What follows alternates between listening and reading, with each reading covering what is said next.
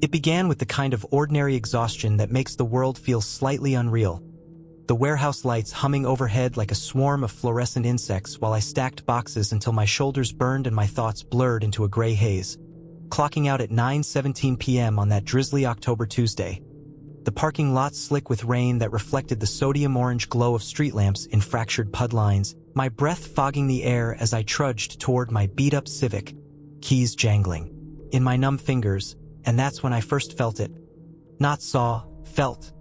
A subtle pressure between my shoulder blades, the unmistakable sensation of being observed by something that didn't blink, didn't breathe, didn't belong in the mundane rhythm of shift workers heading home to microwave dinners and mindless scrolling.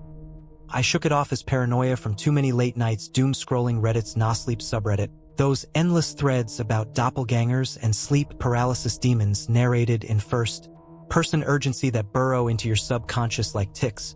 But as I pulled out of the lot, my rearview mirror caught a flicker. A tall silhouette standing motionless where the light pooled into darkness, too slender to be human, its edges fraying like smoke caught in a draft.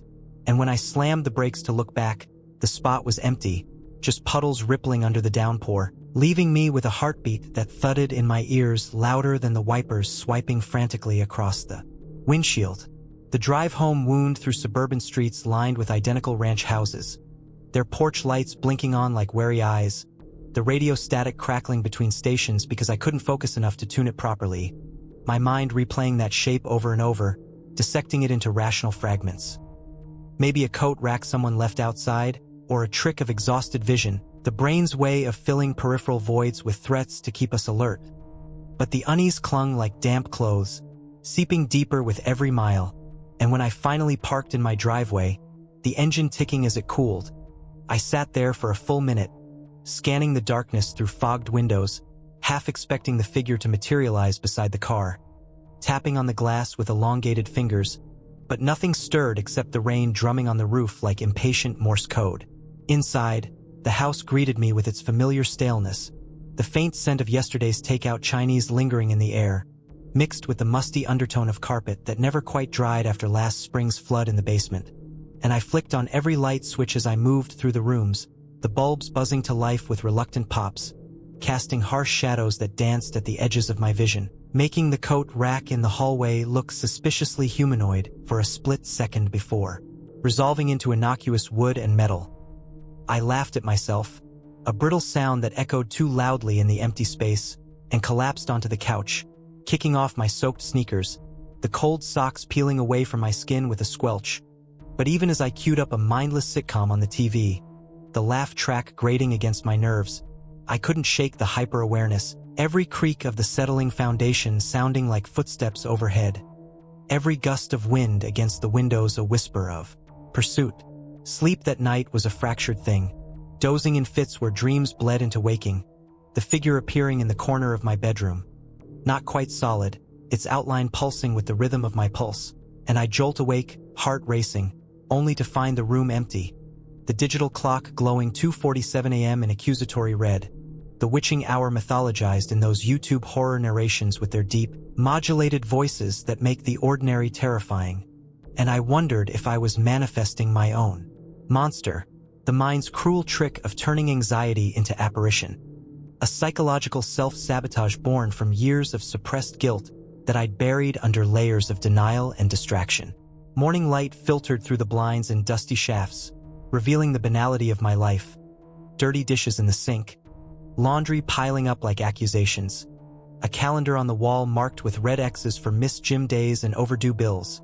And I brewed coffee strong enough to scorch my tongue, the bitterness grounding me as I scrolled through my phone, searching shadow and peripheral vision, and tumbling down a rabbit hole of forum posts, medical articles about floaters and migraines, interspersed with paranormal claims of hat-wearing entities or harbingers of death, the duality leaving me in a limbo of skepticism and dread.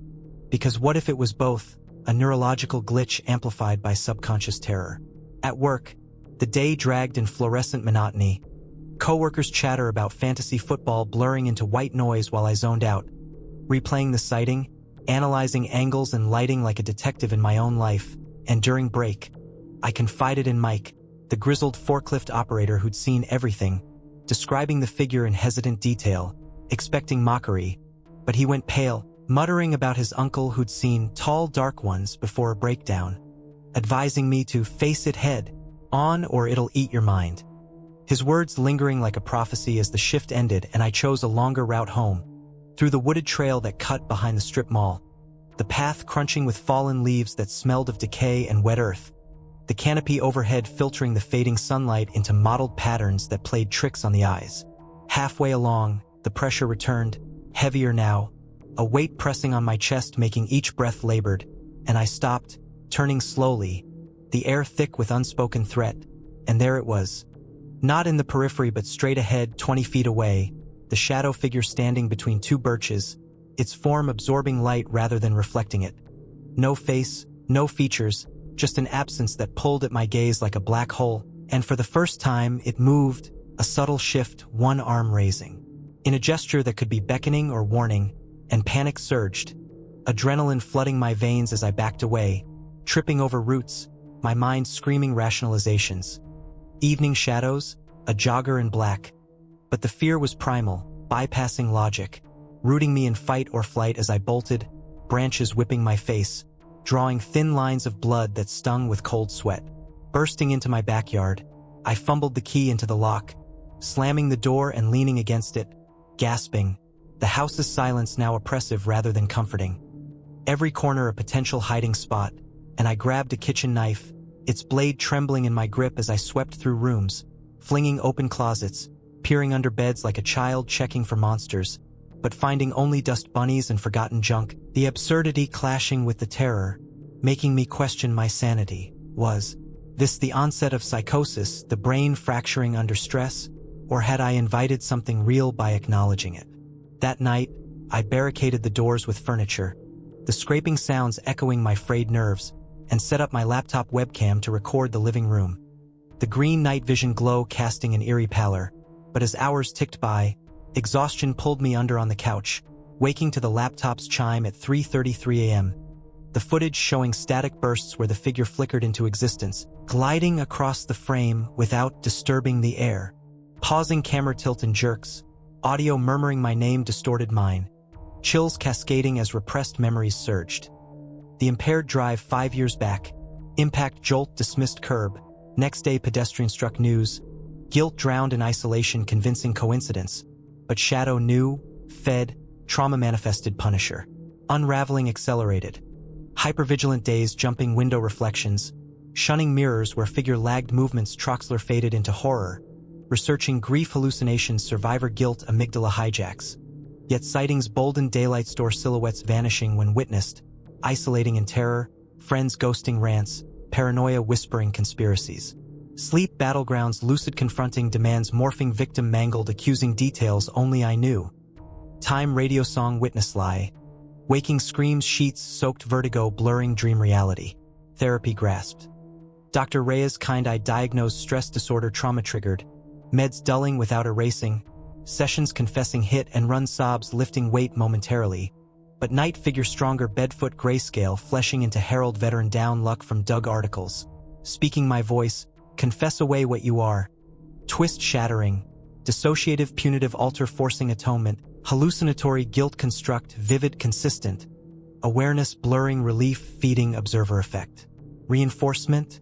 Integration failed. Journaling intricatized evolution compassionate urging police or vengeful mimicking pains. Moral ambiguity gnawing madness redemption or fight denial. Surrendered station fluorescent mirroring work spilling shadow catalyst. Officer pity shifting. Charges pending psych ward commit. Figure last padded room dissolving PsyMed stabilizing. Yet dread whispers quiet moments questioning mind or herald latch waiting release. Mirrors hesitating reflection.